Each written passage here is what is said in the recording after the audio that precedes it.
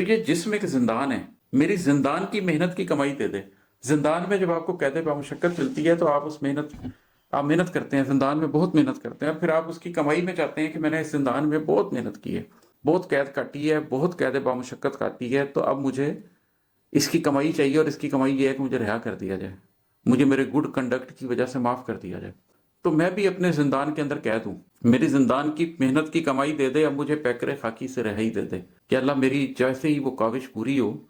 جس کے بعد مجھے قبول کیا جا سکے، تو بس اس وقت تک مجھے زندہ رکھ، اور جب وہ وقت پورا ہو جائے اور تجھے لگے کہ میں نے اپنی زندان کی محنت کی کمائی پانے کا اہل ہو گیا ہوں،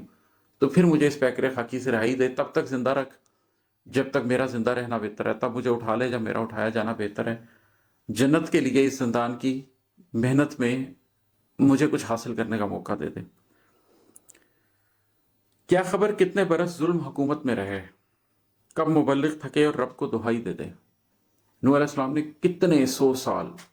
سو سال اپنی قوم کو تبلیغ کی، بالآخر انہوں نے کہا کہ اللہ اب اس قوم کے اندر کوئی شخص ایمان نہیں لائے گا، اب یہ جنیں گے بھی تو کافر اور فاسق اور بدکار ہی جنیں گے۔ اور پھر طوفان آیا اور اللہ نے اہل ایمان کو بچا لیا۔ تو کیا خبر کتنے برس ظلم حکومت میں رہے، جو لوگ ظلم کر رہے ہیں، جو لوگ کفر شرک فسق کر رہے ہیں، ان کو اس بات کا احساس ہونا چاہیے کہ جتنے مرضی برس حکومت میں رہ لے، کبھی نہ کبھی تو وہ لمحہ آتا ہے جب اللہ کی طرف سے اذن ہو جاتا ہے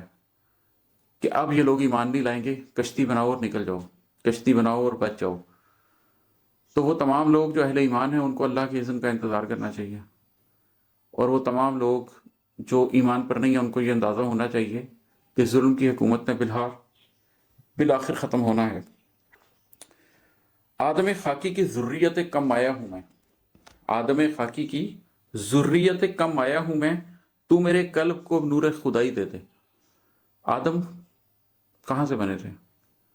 کھنکتی ہوئی مٹی سے اللہ نے آدم کی تخلیق کی، تو آدم خاکی ہیں، وہ خاک کا پتلا تھے، انہی کی ذریت کم آیا ہوں میں، ان کی ایک بہت کم حیثیت ذریت ہوں، ان کی اولاد ہوں میں، تو میرے قلب کو نور خدائی دے دے۔ لیکن انسان جب گرتا ہے تو اسفل السافلین میں ہو جاتا ہے، اور جب اٹھتا ہے تو اونچوں سے بھی اونچا ہو جاتا ہے۔ تو ہوں تو میں اس خاک کے پتلے آدم کی اولاد، میری کوئی حیثیت نہیں ہے، لیکن اے میرے رب اگر تو میرے قلب کو نور خدائی دے دے تو پھر یہ خاک کا پتلا، یہ بشر ترقی کر کے کہاں تک جا سکتا ہے۔ تو یہ ایک دعا ہے کہ آدم خاکی کی ذریت کم آیا ہوں میں،